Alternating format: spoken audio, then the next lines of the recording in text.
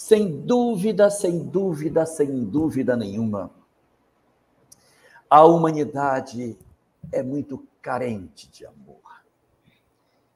Talvez este seja o traço dominante da nossa personalidade.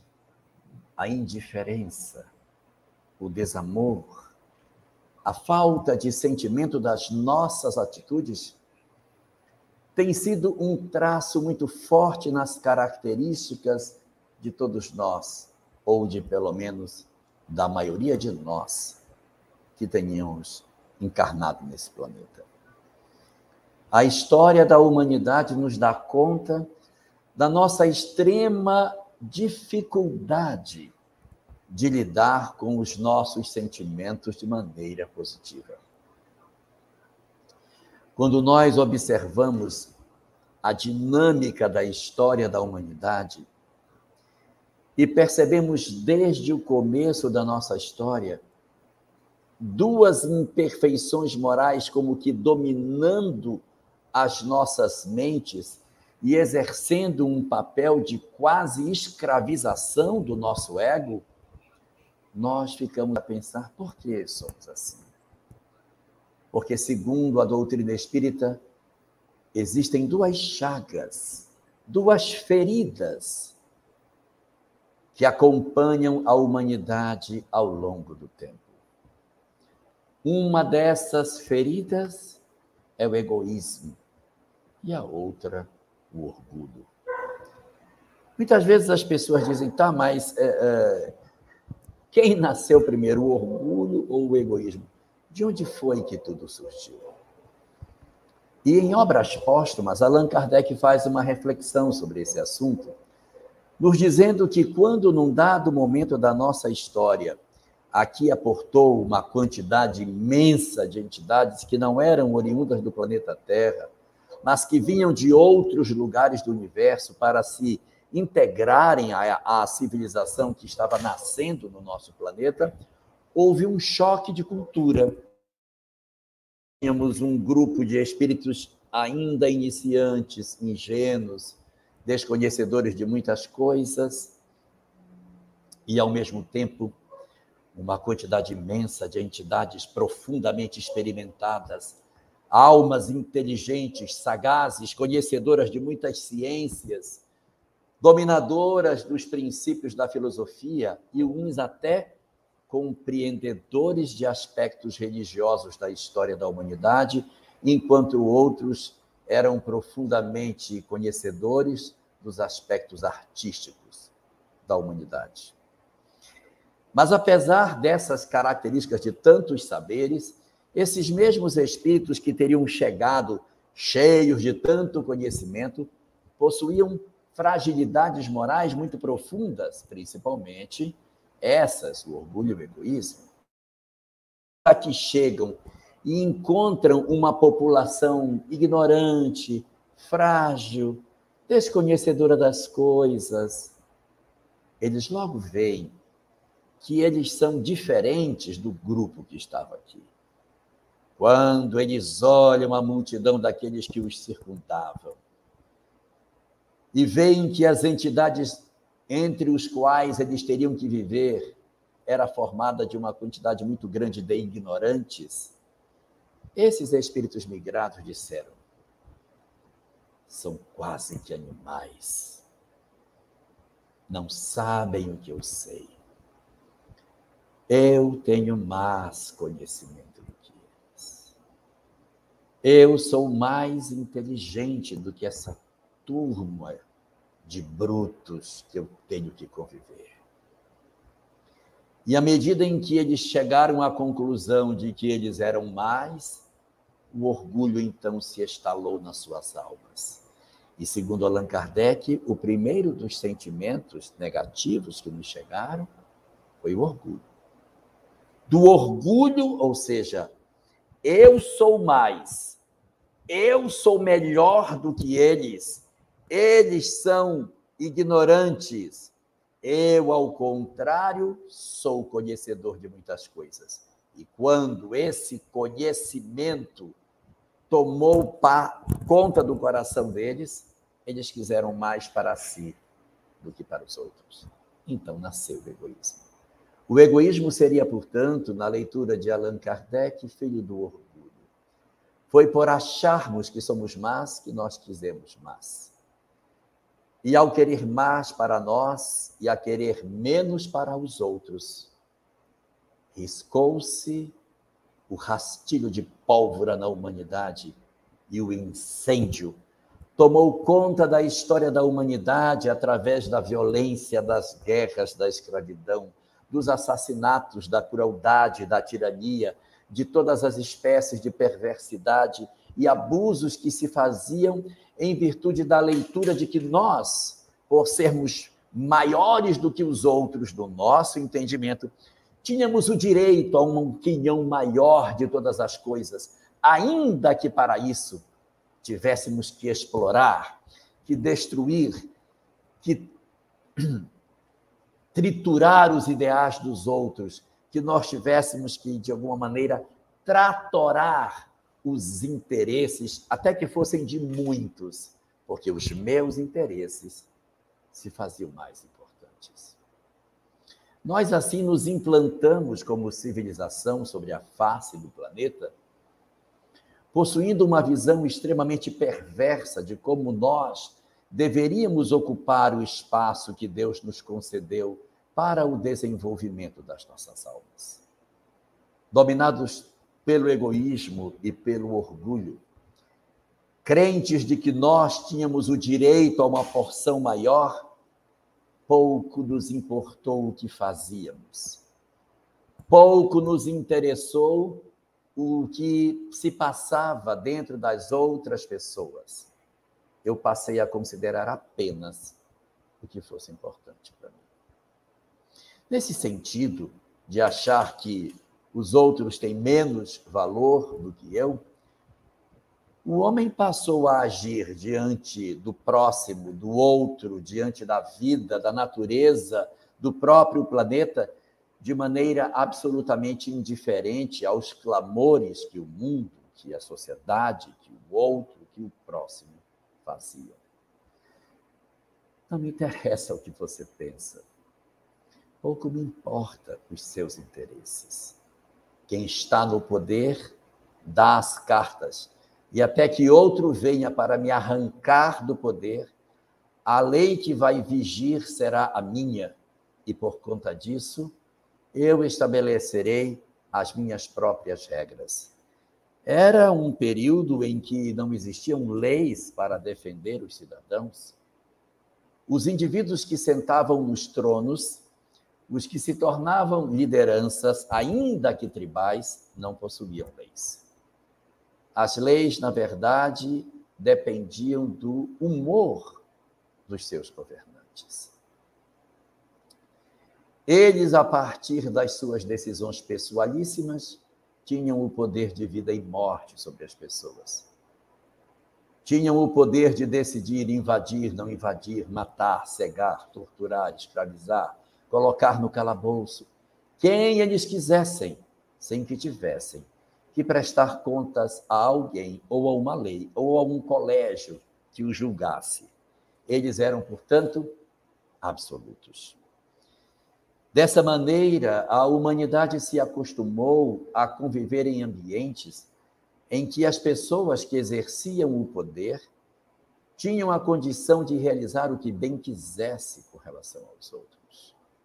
Nossa humanidade vai atravessar o período da história antiga mergulhado nessa perspectiva, em que os reis, os imperadores, os senhores, aqueles que possuíam a autoridade sobre outro grupo de indivíduos, determinava tudo sobre eles e sobre a forma com que eles viviam. Preocupação com a saúde dos súditos, preocupação com a qualidade de vida das pessoas e até mesmo com as condições que se oferecia para o próprio planeta, não eram sequer consideradas. Os homens viviam de uma maneira profundamente opressora, oprimidos, debaixo do jugo daqueles que haviam assumido o comando de seus povos. Isso acontecia em virtude dessas imperfeições morais que esses espíritos traziam dos lugares de onde vieram, e percebendo aqui a possibilidade de mando sobre os que estavam na terra, logo criaram esses regimes despóticos e cruéis, promovendo assim um movimento de total indiferença e até de crueldade com tudo que nos cercava. O mundo espiritual, porém, preocupado com o nosso progresso, derramava em derredor dos nossos passos doutrinas diversas para que nós acordássemos para a necessidade do amor, para a necessidade da fraternidade, para que nós fizéssemos o movimento contrário a esse e assim conseguíssemos despertar espiritualmente. Sim, o objetivo pelo qual essas almas endurecidas e cruéis aqui estavam, a razão pela qual esses espíritos tão inteligentes, mas tão imperfeitos, para cá vieram, era para que nos instruíssem com seus saberes, mas se modificassem nas suas condutas, garantindo assim a eles um progresso mínimo suficiente para que voltassem aos seus mundos de origem. Isso aconteceu para boa parte deles, que à medida que foram ouvindo as várias verdades trazidas pelos incontáveis missionários que passaram pela história da humanidade, foram despertando dentro dessa perspectiva maravilhosa de compreender a vida pelo ângulo do espírito e assim nos desembaraçarmos do egoísmo e do orgulho, garantindo a condição mínima suficiente para ingresso em sociedades mais evoluídas, em mundos outros que não a Terra, aonde, de certa maneira, os seus amores já viviam e que eles, por algum motivo, haviam perdido a concessão de permanecer. Essas entidades viviam em determinados lugares, não conseguiram avançar, vieram para a Terra. Mergulharam na lama da conduta até o pescoço e não conseguiam voltar para lá. As várias doutrinas religiosas foram semeando amor, sugerindo a bondade, a fraternidade, e eles foram como que despertando e retornando para seus mundos de origem. E à medida que a história da humanidade vai se passando, nós vamos começando a receber algumas informações muito preciosas das revelações que foram consideradas não como essas miríades de revelações pontuais, revelações feitas para povos específicos, não, mas as revelações universais, aquelas que vieram não para um povo específico, mas para que se derramasse sobre toda a face do planeta. As chamadas revelações universais da lei de Deus.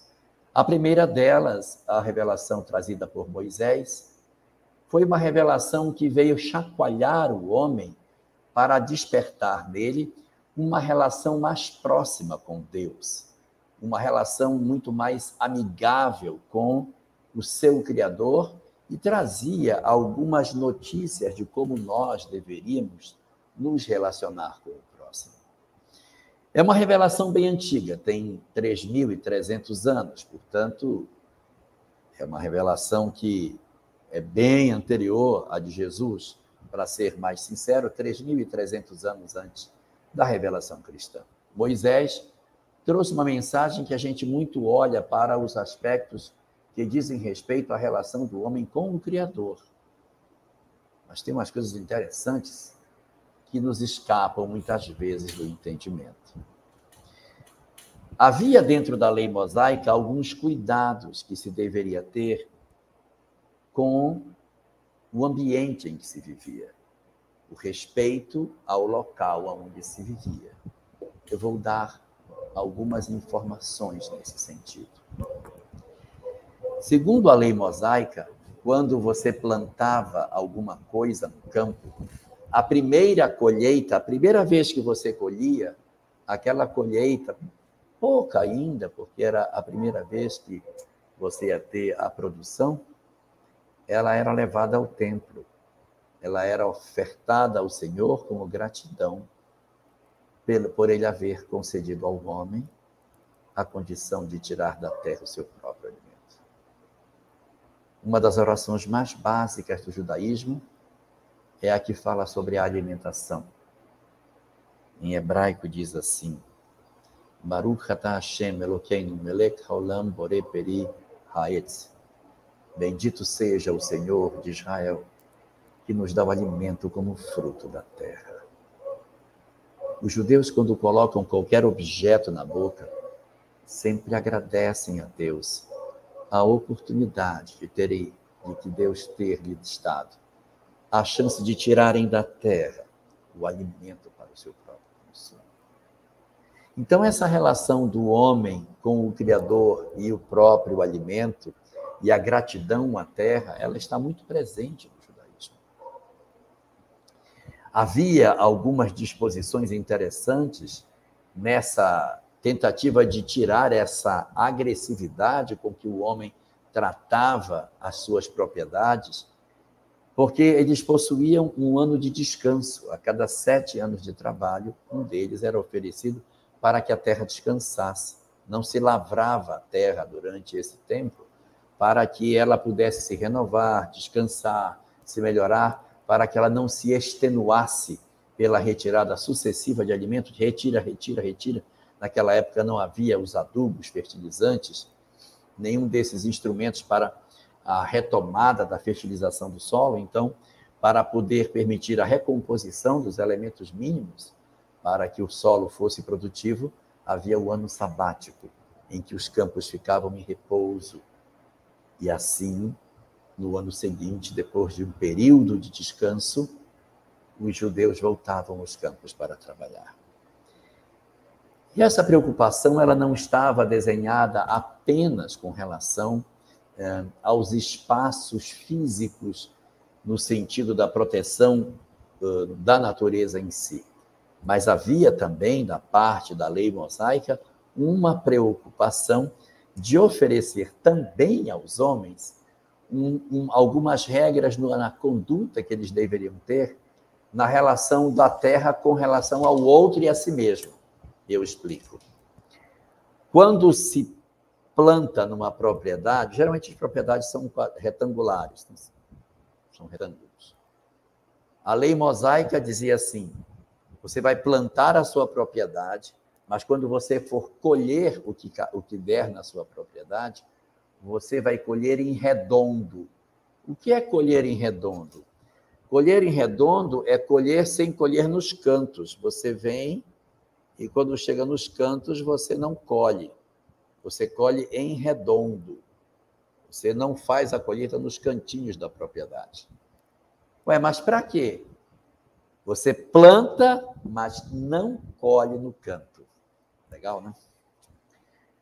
É porque tudo que você planta, que nasce nos cantos da propriedade, não são para você. São para o andarilho, para o viajante, para o faminto, para o desvalido, para o desgraçado. Para aquele que teve algum tipo de problema, então ele sabe que se ali tem um plantio, se ele chegar lá, haverá comida para ele. Porque alguém, que ele não sabe quem foi, vai plantar para que ele colha, porque a lei proíbe a colheita nos cantos da propriedade. Lindo, né? Da mesma forma, também dizia que se nós, por algum motivo, colocássemos a nossa colheita na carroça e começássemos a levar na carroça o fruto daquela colheita, e uma espiga, um fruto, algo que eu tivesse colhido, caísse da carroça no chão, não pode juntar. A lei de Moisés não permite que o produtor junte o alimento que escapou da carroça dele. Pelo mesmo motivo, o alimento que cai na beira da estrada é do faminto, do miserável, do desvalido, do retirante, do andarilho. Então é para isso que essas frutas caíam. Caiu da carroça porque Deus não quer que leve. Deixa, vamos seguir. Fica para quem vem depois para se alimentar. Era então um rudimento que fosse do sentimento de preocupação do homem com seu próximo, ainda que fosse uma lei que determinasse que fosse assim. Veja que não era um fenômeno de aconselhamento, não era uma sugestão de conduta, era uma lei. Lei é lei, lei é para cumprir. Então, os judeus tinham como determinado na lei mosaica que não pode, não pode é não pode.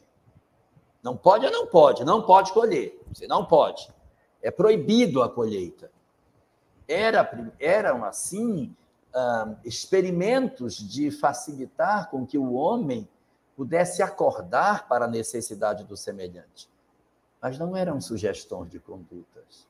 Não eram falas do tipo, pensa no faminto e tanto quanto te seja possível, não colhe nos cantos da tua propriedade e deixa para o que padece mais do que tu, como seria, talvez, muito próprio de um possível texto espírita. Não. Não colherás, quando plantares tua propriedade, colherás em redondo, e o que nascer dos cantos, tu deixarás para o andarilho, para o miserável. Está descrito na lei. Então, era um movimento no sentido da busca da caridade e da preocupação com o meio ambiente, mas ainda na forma da obrigatoriedade. Dentro do judaísmo, há uma palavra chamada tzedakah, que significa caridade. Então, a tzedakah, que é a caridade, ela era exercida por determinação da lei. Então, não era uma coisa facultativa. A caridade no judaísmo, ela é determinada. Por isso que é muito comum você ouvir alguém dizer assim no texto bíblico, e fulano, que era justo aos olhos de Deus. Ser justo aos olhos de Deus significa cumpre os mandamentos. Se cumpre os mandamentos, é caridoso, porque a lei determina a caridade.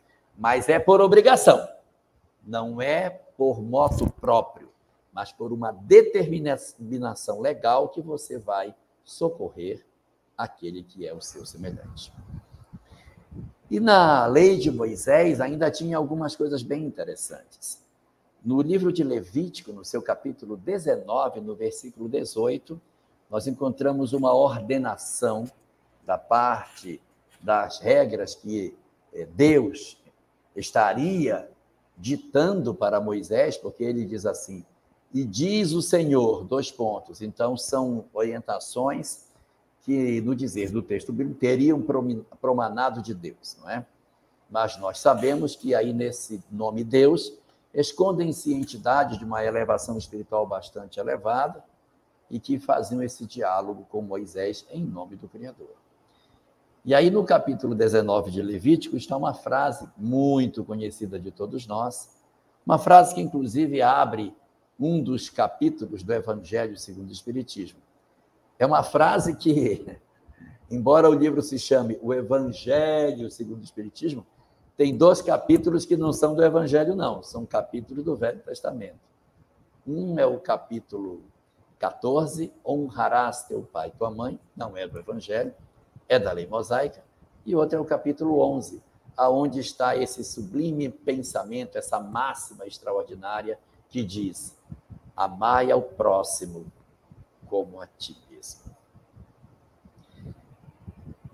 Isso não era comum no texto de Moisés. O verbo amar foi usado muito poucas vezes por ele.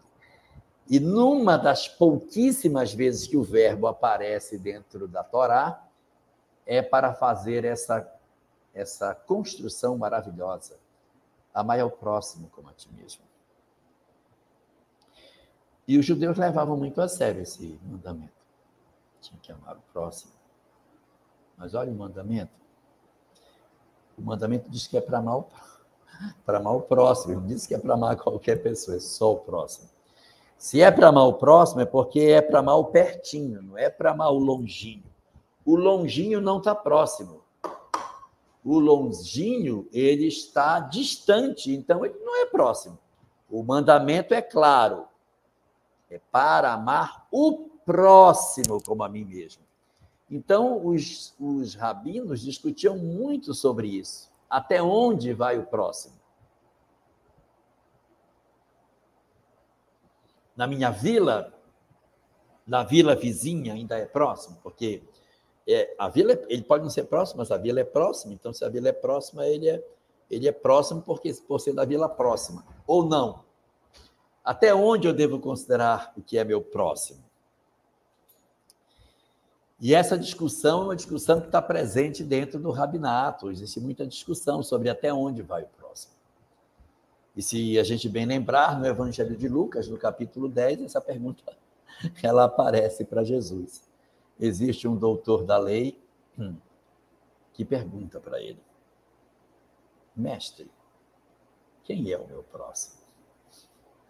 Querendo saber de Jesus qual era a leitura que ele tinha desse versículo. Afinal, eu tinha que andar com uma régua para medir quem é meu próximo. Até onde eu devo considerar que a pessoa é meu próximo? Que não dá para também, né, a gente querer todo mundo como próximo. Não dá. Então, os judeus queriam uma medida para poder dizer, olha, a partir daqui não é não, só foi até aqui, daqui não é. Jesus, então, conta para ele a famosa parábola do bom samaritano. E quando ele conta essa parábola, ele ressignifica a questão do próximo, dizendo que não é próximo, o longe também. Jesus, então, substitui a leitura de próximo como sendo a pessoa que está perto de mim, para a figura do semelhante. Amai o semelhante como a ti mesmo. Importa se está perto, se está longe. Ele vai buscar um samaritano, que era uma pessoa que não era benquista, de uma outra região, exatamente para provar, meu filho, não existe esse limite.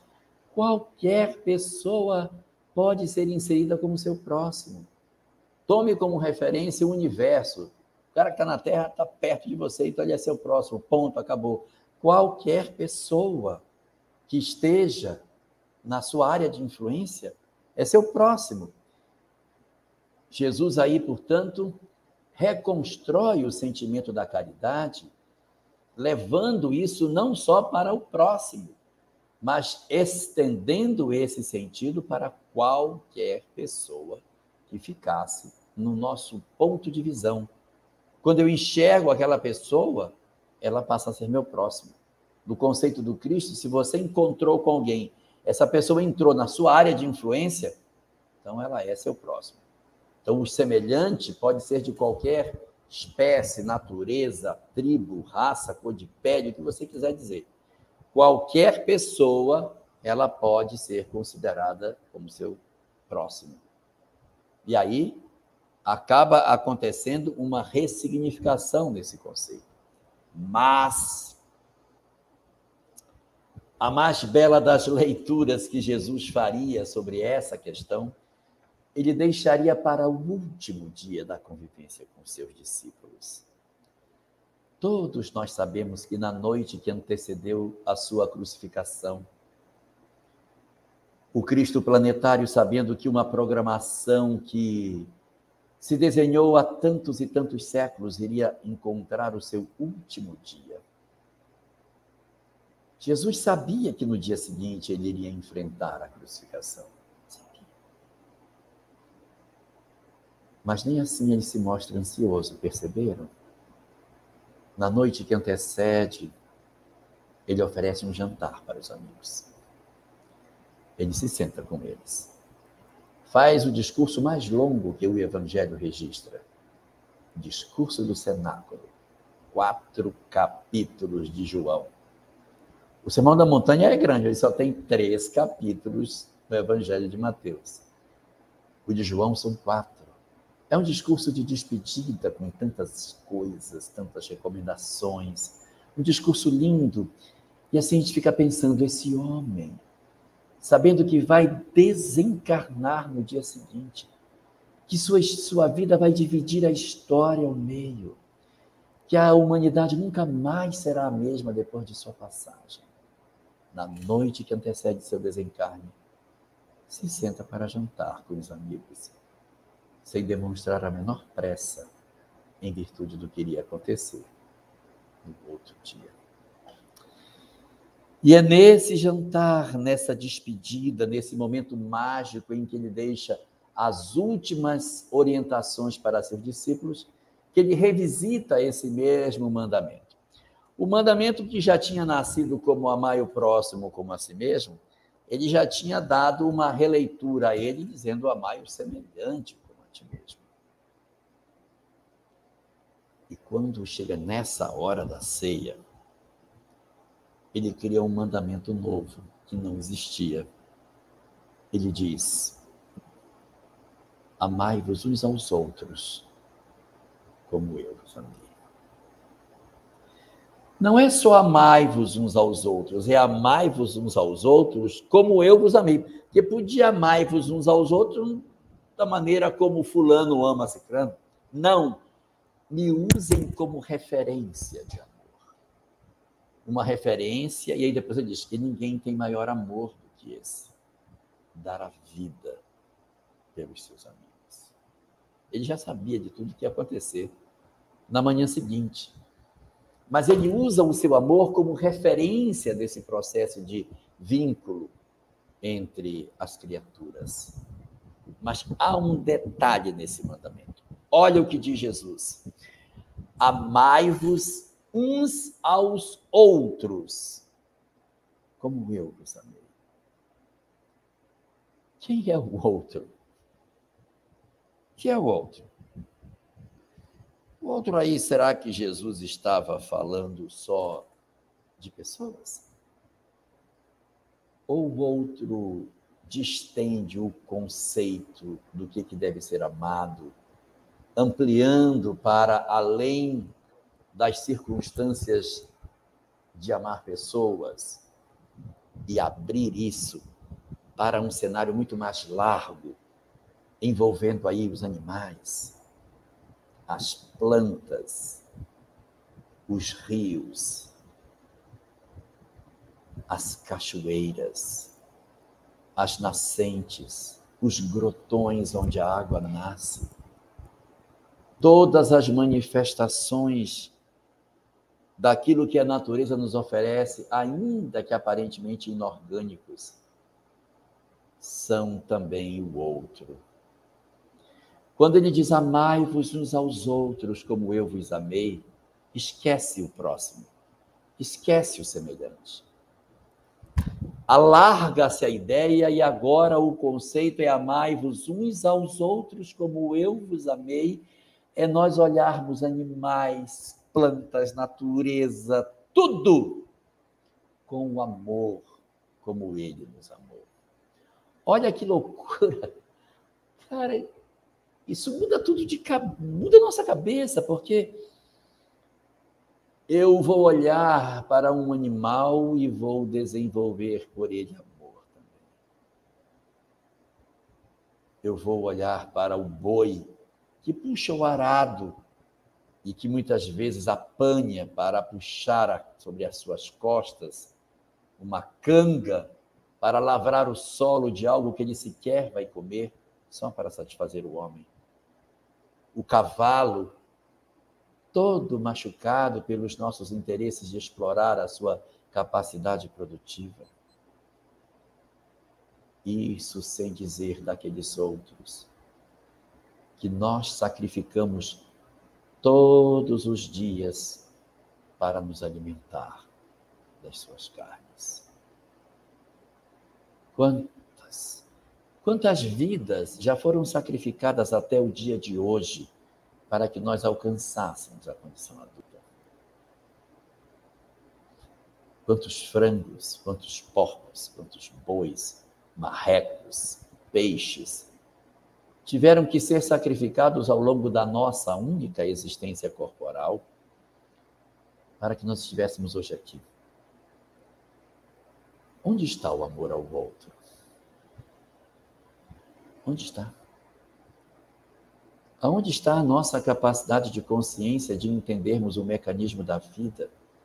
Quando nós temos algumas condutas que a gente, se olhasse de fora, diria: meu Deus, isso é a loucura da loucura.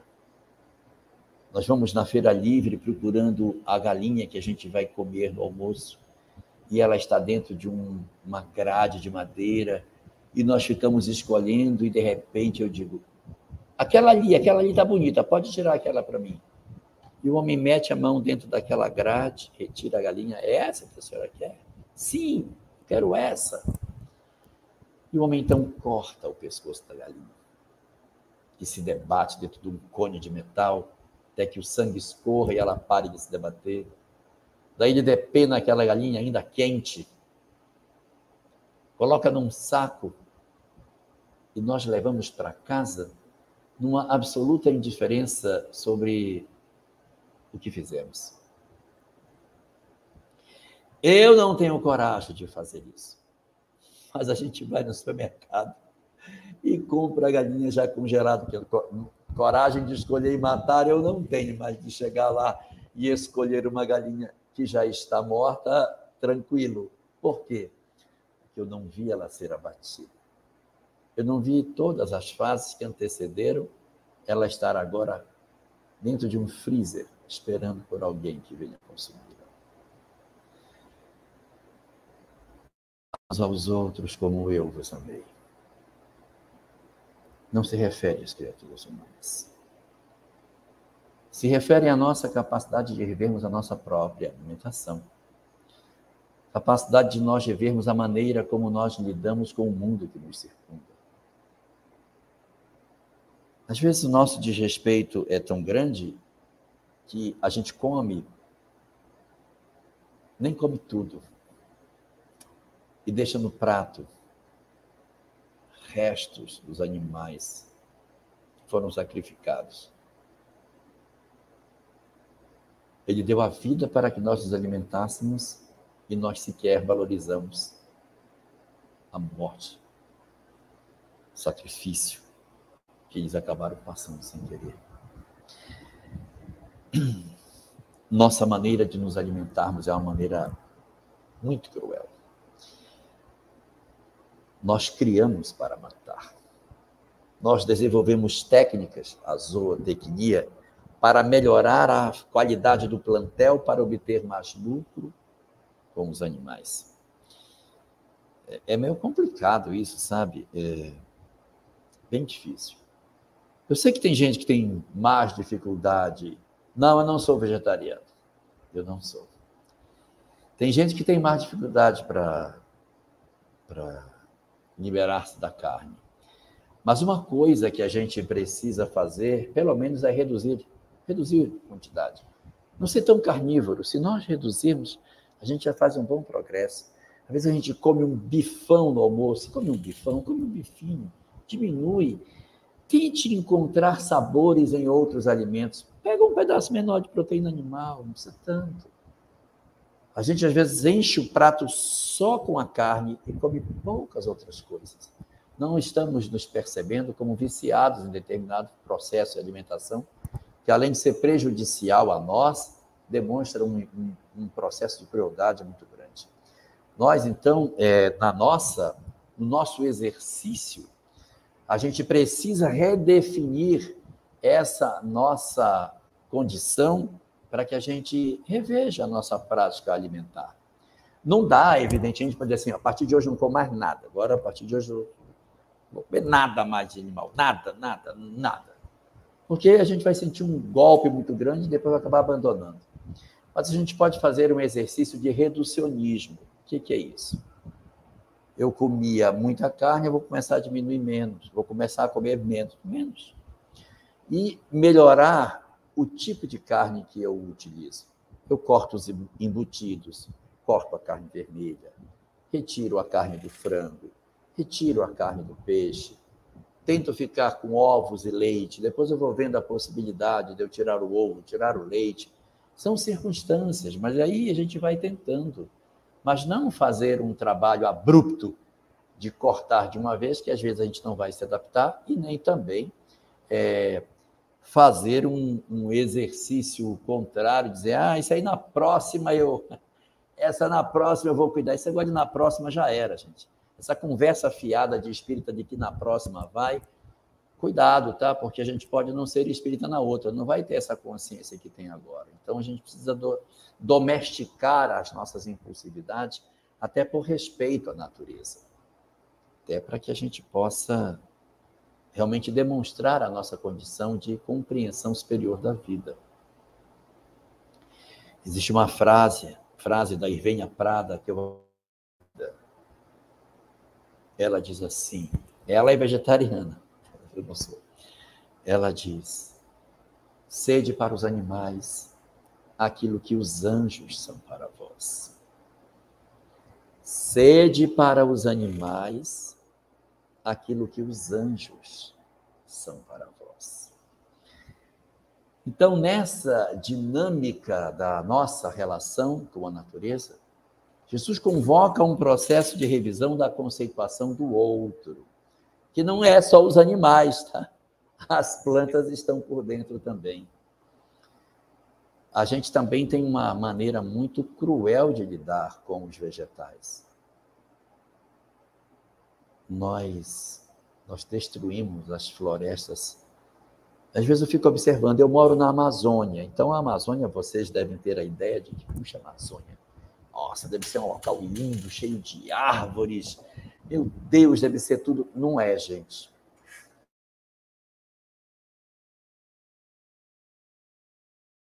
Árvore na floresta, mas onde tem cidade, não tem. Há uma certa cultura das cidades amazônicas que progressa em arrancar a árvore. Então, você é capaz de viver em cidades da Amazônia, que é um local extremamente quente, sem arborização. Calçadas inteiras, quarteirões inteiros, 2, 3 quadras, você não tem uma árvore. Por quê? Porque o pessoal acha lindo tirar a árvore da calçada. A árvore suja, joga folha. Ah, muito feio. Porque eu tenho uma loja e a árvore fica na frente e ela tapa o nome da minha loja. Então, eu quero é que a loja fique aparecendo. Aí todo mundo no sol, um calor miserável. Os estudiosos dizem que a colocação de uma árvore na calçada diminui a temperatura em 10 graus. Então, uma cidade como, por exemplo, a que eu moro, que faz 37 graus, a sombra, nem sei quanto faz no sol, mas a sombra dá 37. Se você arboriza, você tem uma condição completamente diferente, vai baixar para 27, né? Porque é medido na sombra, mas numa sombra sem árvores, então ela pega todo o mormaço da rua. É muito quente. E a gente acaba se acostumando com isso. Então, as árvores, você sobrevoa uma cidade da Amazônia, você até vê muitas árvores. Nossa, é muito arborizada, tudo no quintal. Nas calçadas, elas estão muito poucas. Nos quintais, as pessoas têm muitas frutíferas. Então, quando sobrevoa, parece que tem muita árvore, mas não tem, não. As ruas das cidades amazônicas, elas tendem a ser ruas sem arborização, com algumas exceções das cidades na época mais antiga, com menos apelo imobiliário. Nós temos o centro de Belém e várias ruas de Manaus, que são cidades grandes, que tem lá o túnel verde das mangueiras fechando e tal. Mas as outras, mais recentes, mais modernas, tem muito pouca vegetação. E nós, que somos espíritas, não nos damos conta de que nós estamos tendo uma convocação para a mudança disso. O que nos impede de arborizar a cidade? Às vezes a gente fica dizendo assim, a juventude espírita, o pessoal não quer ir para a juventude.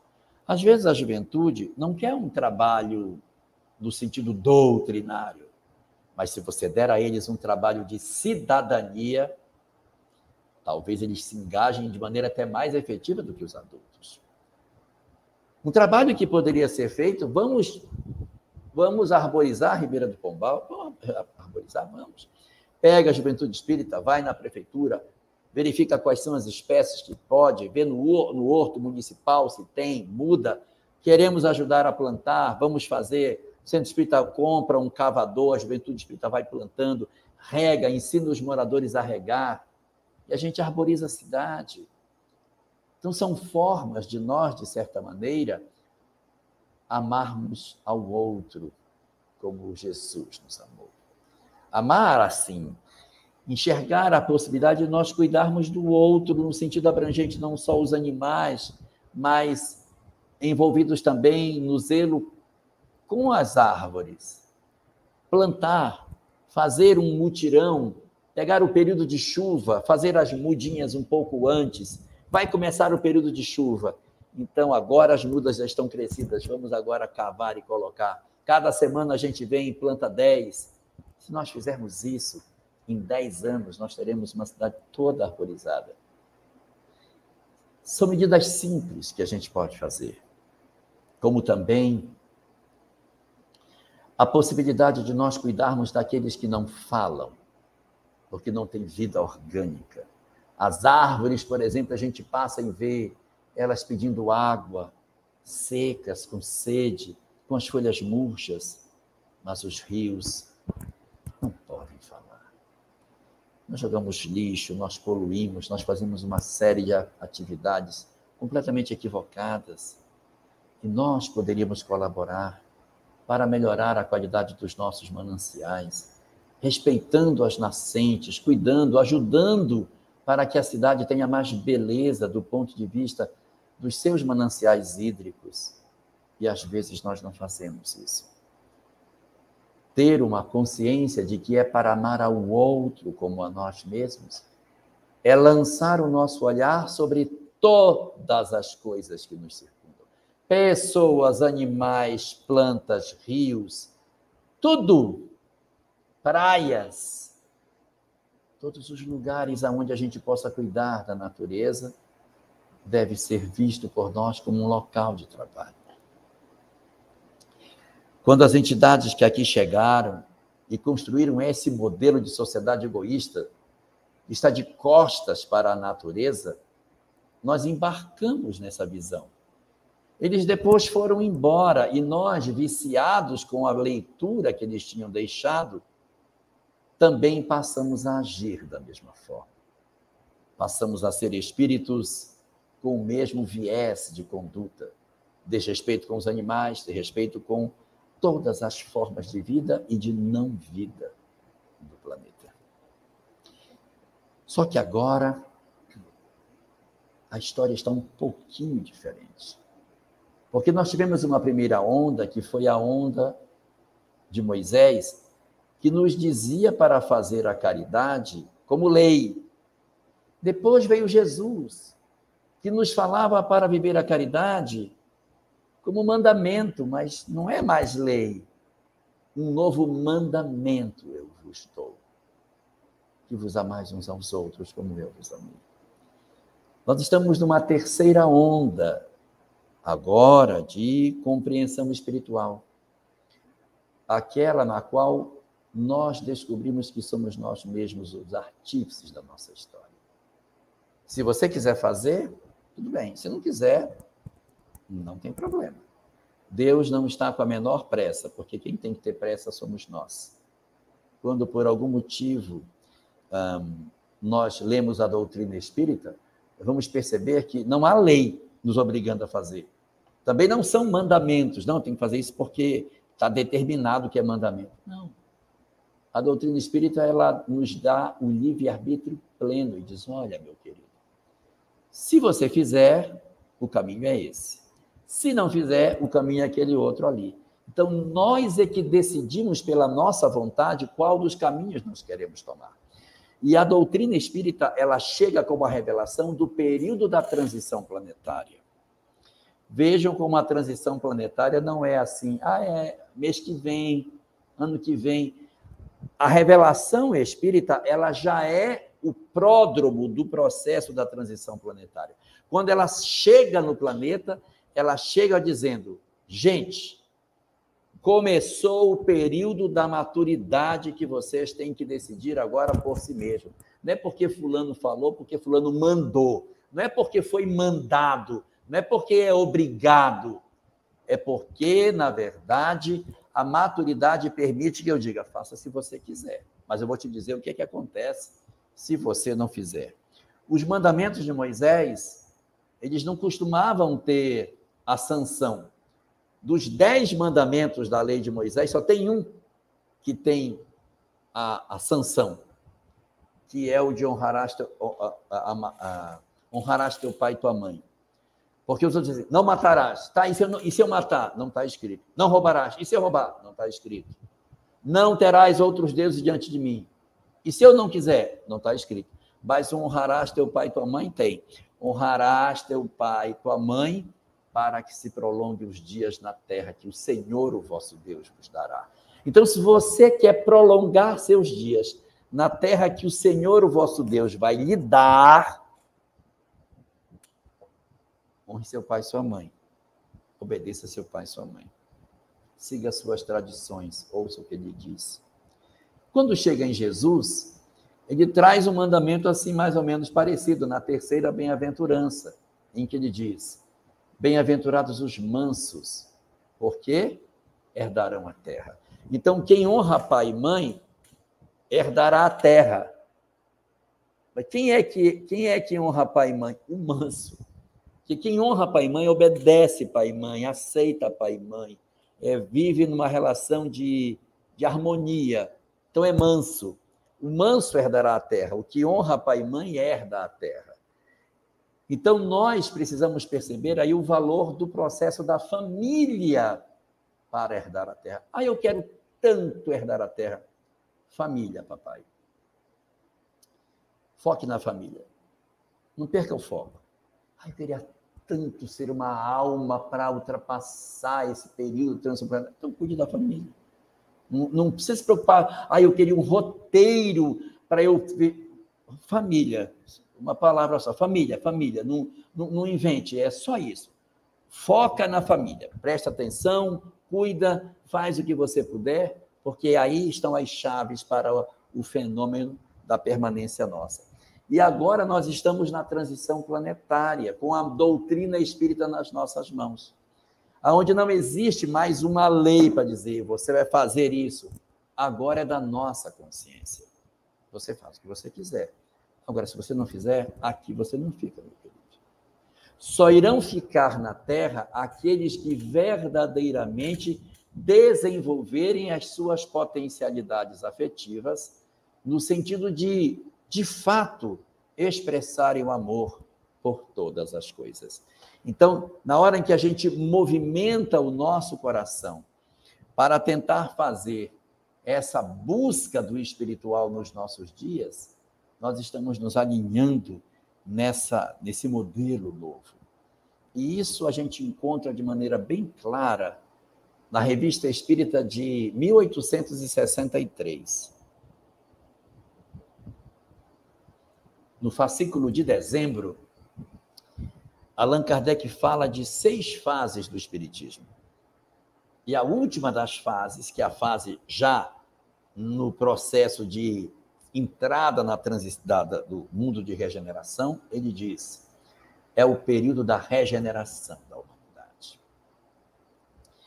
em que os espíritas terão ultrapassado a visão religiosa do Espiritismo. Eu vou repetir. O Espiritismo não será mais visto como um movimento religioso, mas como uma ideologia de compreensão de como deve viver a humanidade.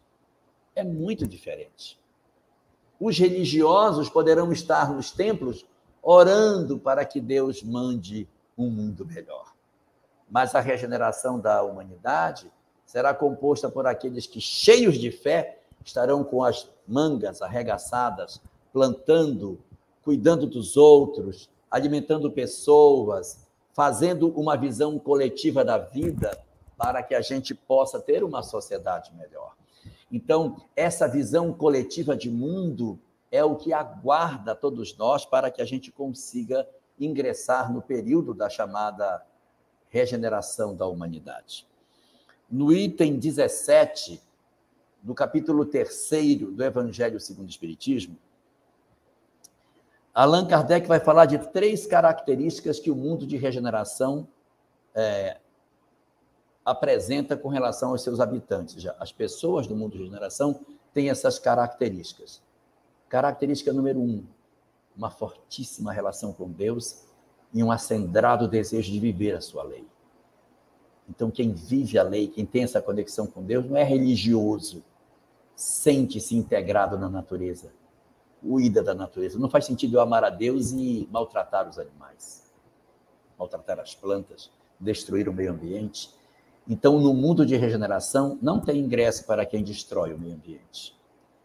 As características do mundo de regeneração são para indivíduos que têm relação com Deus e com a natureza e sua lei. Então, eles cuidam das coisas, eles procuram cuidar, se integrar, viver a lei de Deus, estar em harmonia com tudo que o circunda. A segunda característica é a capacidade de ter uma visão coletiva de vida. Eles não querem mais tudo para si. Lembra do orgulho e do egoísmo lá de trás? Está vencido. No mundo de regeneração, pode até ter desigualdades sociais, mas elas não serão iguais às nossas. Do modelo que é, em que pessoas morrem de fome, não têm o mínimo para sobreviver. Esse modelo não pode sobreviver para uma sociedade que deseja ser um mundo de regeneração.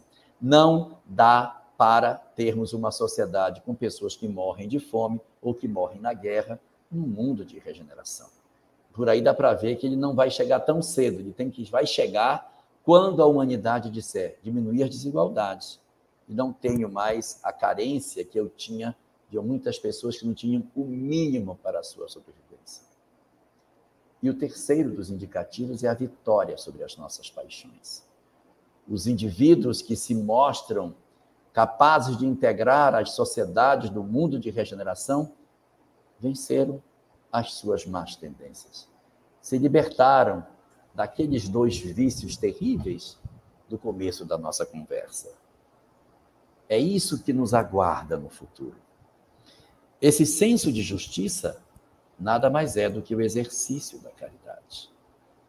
Essa visão de que nós temos que ter uma conexão com Deus nada mais é do que a preocupação com o planeta, a preocupação com a natureza.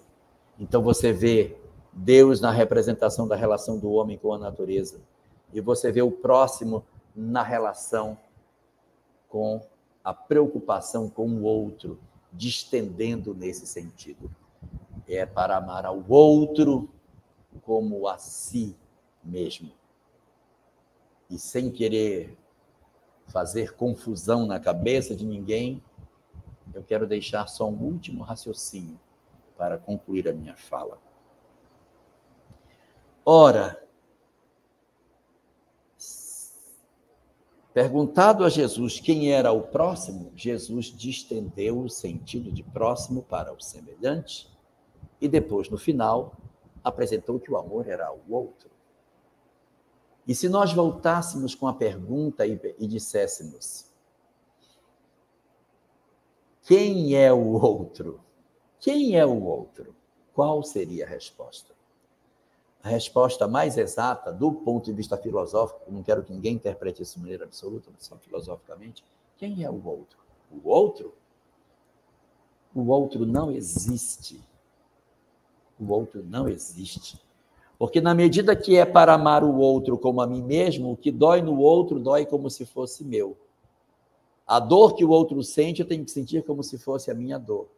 Então, se é para eu sentir a dor do outro como se minha fosse, o outro é o quê, então? O outro também sou eu. Então, quando eu enxergar que tudo que acontece é como se fosse parte da minha própria dor, o outro deixa de existir. Quando o outro deixar de existir filosoficamente, eu alcancei a plenitude de amar ao outro como a mim mesmo, e o meu passaporte para o mundo de regeneração estará garantido. Porque ao cuidar do outro, eu terei essa minha caridade, essa preocupação ecológica e essa conexão divina com o Criador, como Deus deseja de nós desde quando nós fomos criados.